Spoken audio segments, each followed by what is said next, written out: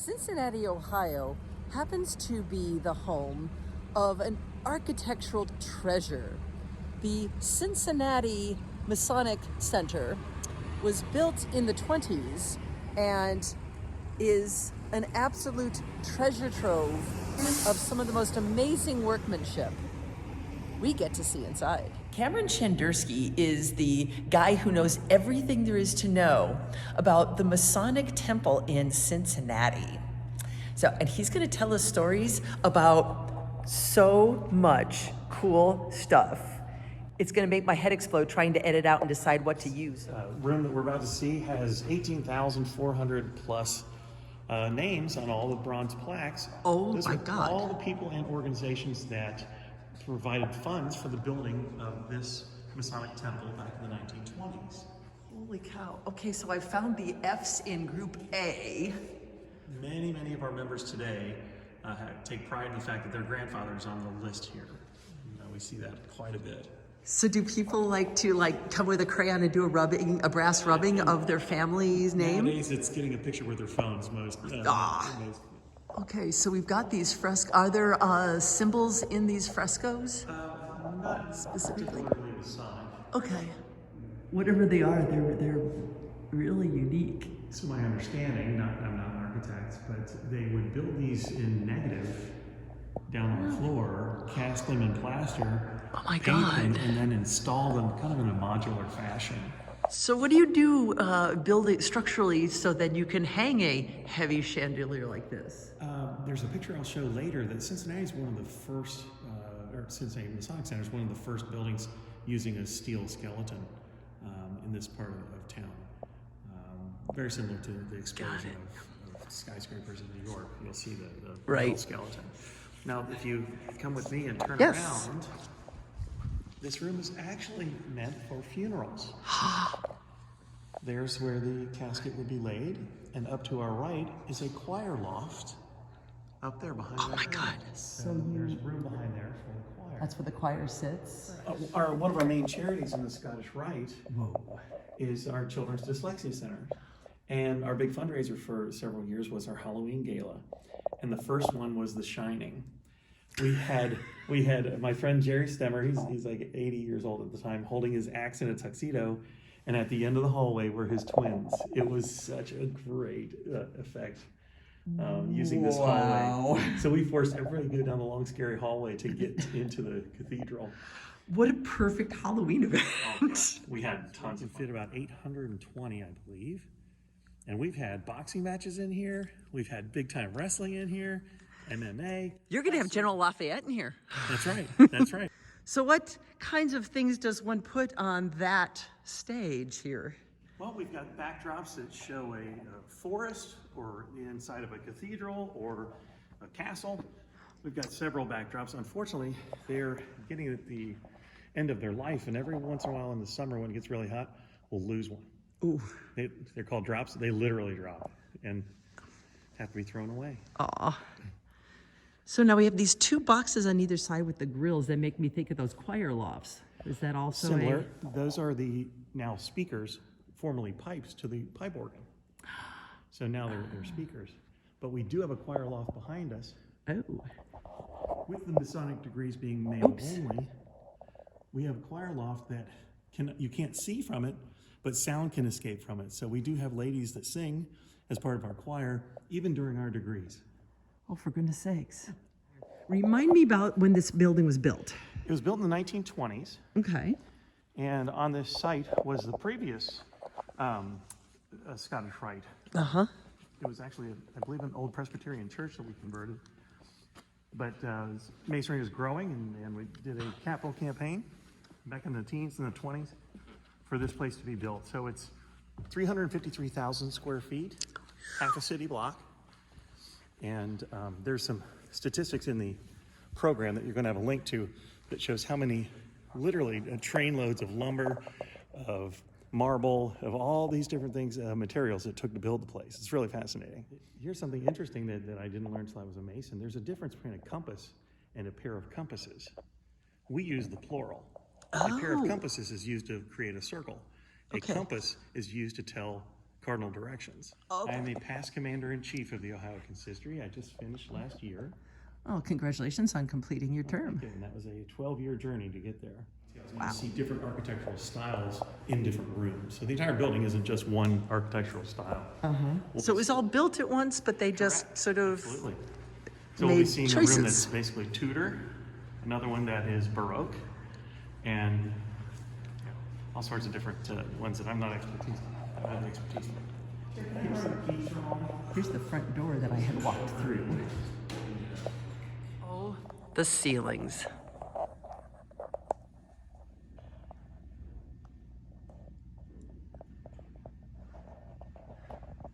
The lenses just can't do this justice. The ceilings are so amazing.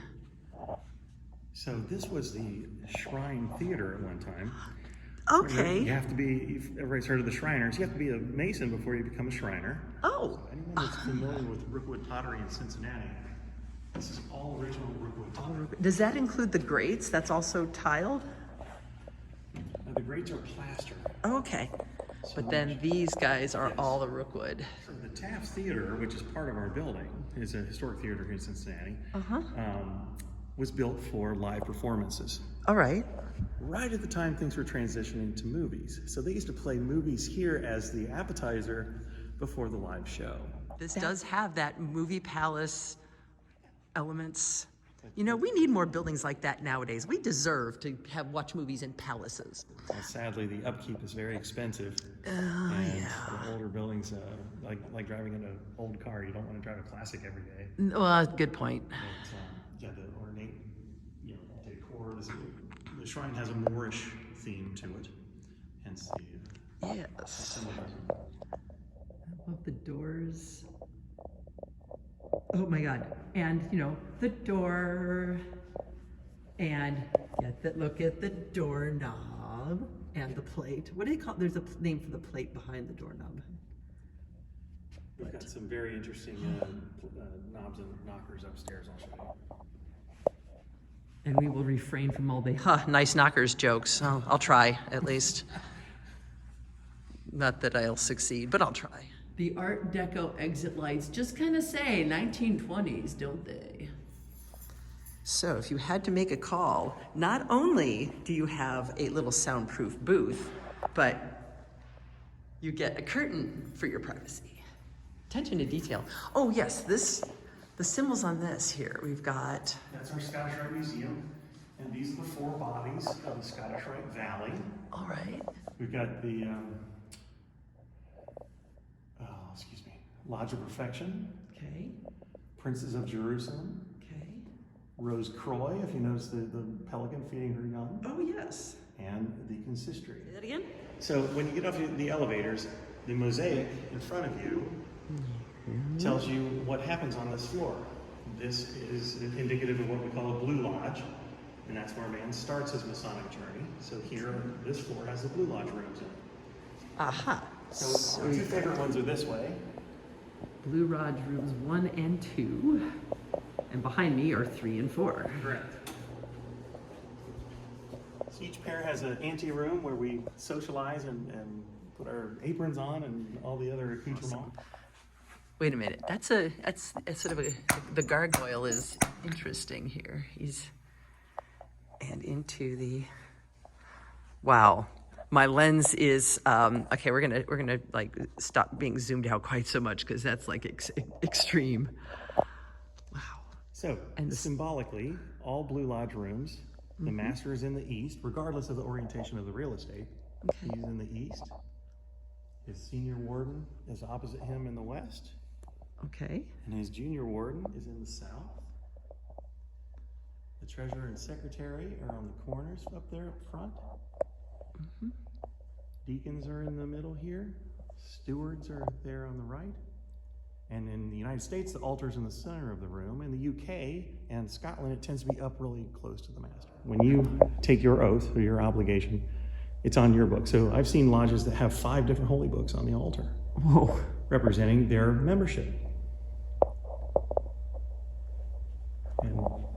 So we've got, now these aren't pelicans on the tops of these. No, that's a cornucopia.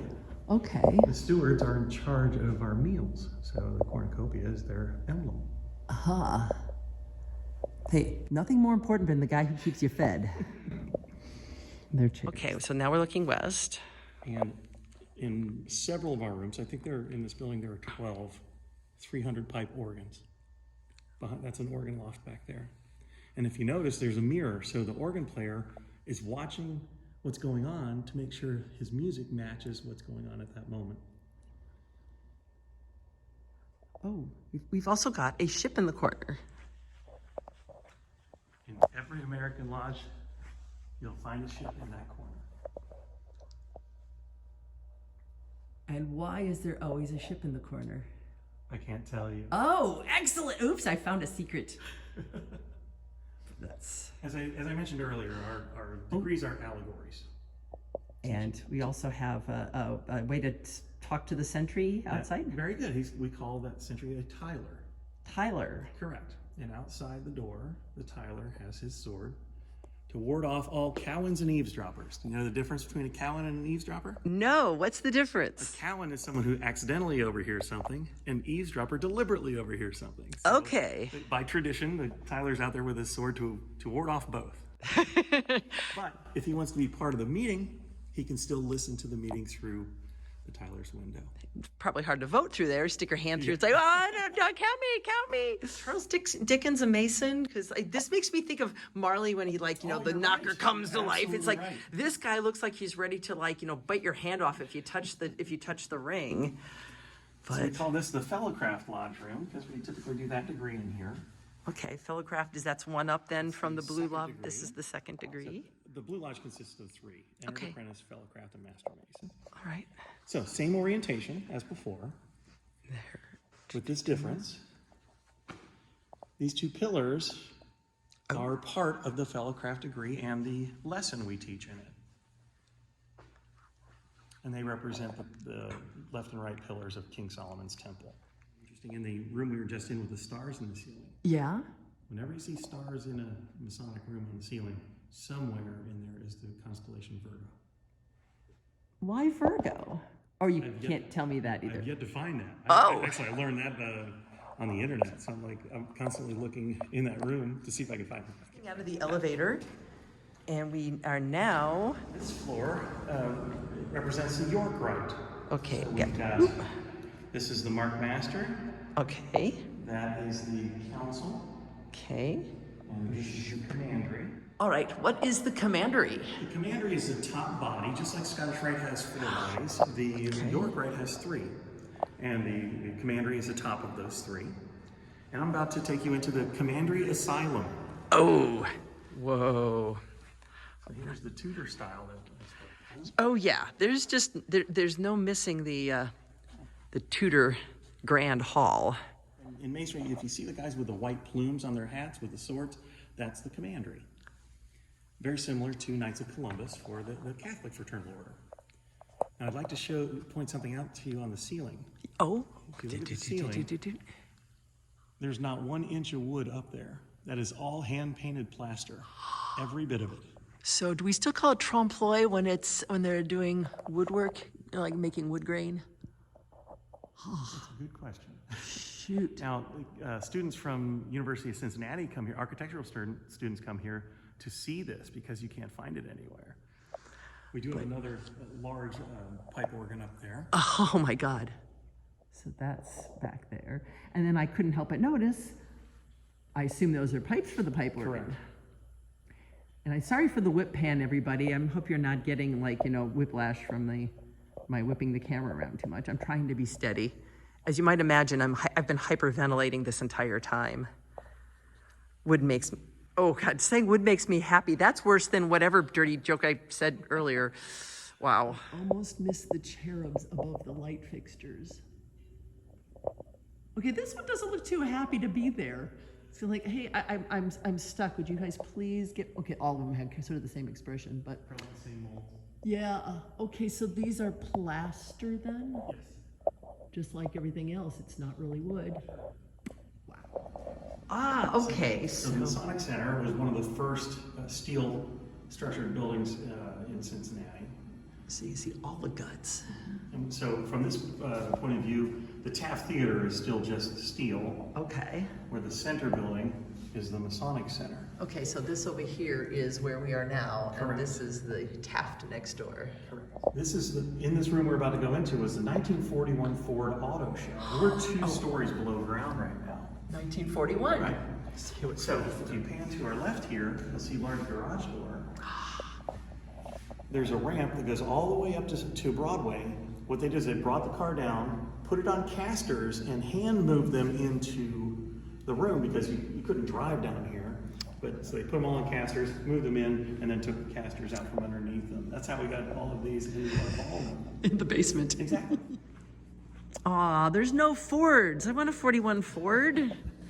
So this is our Grand Ballroom. We've had many, many events down here. In fact, there was it used to be a daily lunch commissary down here for local business people to come and have lunch. We've had Halloween Halloween galas in here. Most recent was the children's Christmas party. And the balconies are enormous. This room can seat over 800. With, I believe, 200 of which are on the balcony. It's Oh, on wow. 3 sides. You know, I think the last time I was in here, there was like a giant 2-story Bouncy house in the center or something like that. If I It remember was, correctly. believe it or not, it was a cage made out of netting for our dodgeball tournament. We had a dodgeball tournament Again, here. another fundraiser for our dyslexia centers, which is our main charity. So that's what you saw was the netting. Each Masonic body has its main charity. The Scottish Rite's main charity are the children's dyslexia centers. Throughout the United States, most Scottish Rite valleys have at least one center. Cincinnati is blessed with 2. Thanks to the Lindner family, we got a second one.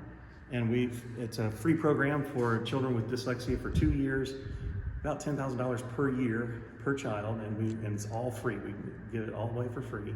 That's why we have our Halloween parties and our dodgeball to raise funds. This was a construction dump. There was just nothing in here but debris. And this Valley of Cincinnati said to me, Cam, we can give you the space, but we can give you no money.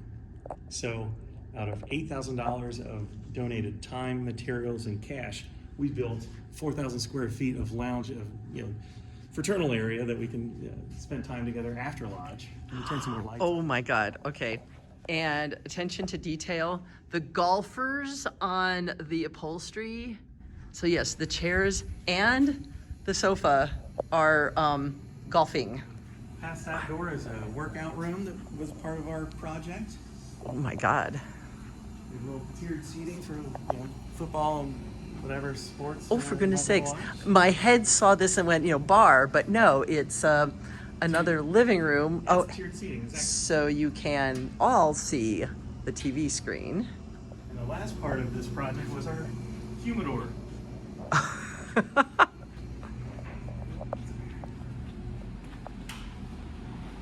Oh my goodness. We've got our cigar lounge in here for those that wish to partake. Oh my goodness. That is, Why the names? Those are all the guys that chipped in from one particular lodge, Caliburn. Mm-hmm. All the guys on there chipped in, myself included, to buy this humidor and have it customized to have a lock on each drawer. Oh, there you are. I had to find you. Oh. There he is. Oh, Cameron, right there. You'll notice that I don't have a year after mine because I'm a past master of a different lodge and I pluraled into Caliburn and I'm their chaplain, but I'm not a past master of Caliburn. But yeah, so you've got a drawer buddy, so only your drawer buddy can steal your cigars. Everybody else is locked out. Old sign, we found that back in a closet somewhere. It's probably 100 years old. All right, Tyler, that's how you spell Tyler. Correct. Not with an I. Okay. Here, 1914. There are many big names of Cincinnati, like McAlpin and Carew, in these pictures. A number of Grosbeck, a number of either well-known companies or areas of town. They were Masons as well. But the stained glass, I made that in I think Lovely. about 7, 8 years ago. It was a tribute to the consistory that I was a newer officer in. You can barely see it, but there's an original poem on there. And if you notice, it's, let's see,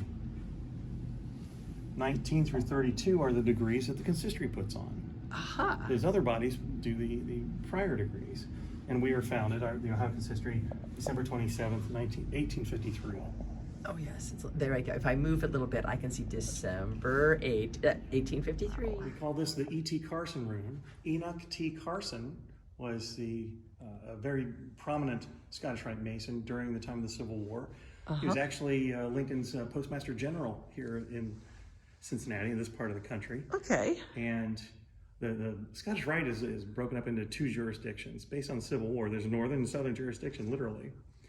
So, especially for those esoteric people that enjoy the esoteric side of Masonry, Albert Pike was his southern counterpart. He was a southern general and was really esoteric. And there are letters between the two of them kind of arguing over Masonic dogma, so to speak. Although we're not dogmatic.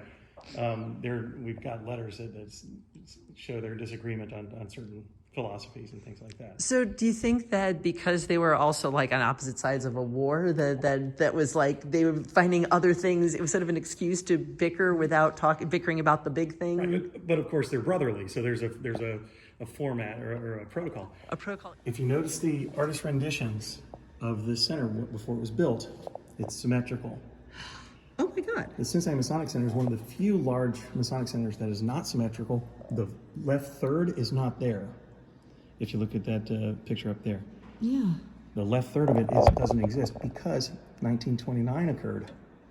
They stopped construction as soon as the market crash. So it was never built. Correct. My car is parked where that building would have been, Right, and it's a it parking never lot. was. It wasn't tearing down.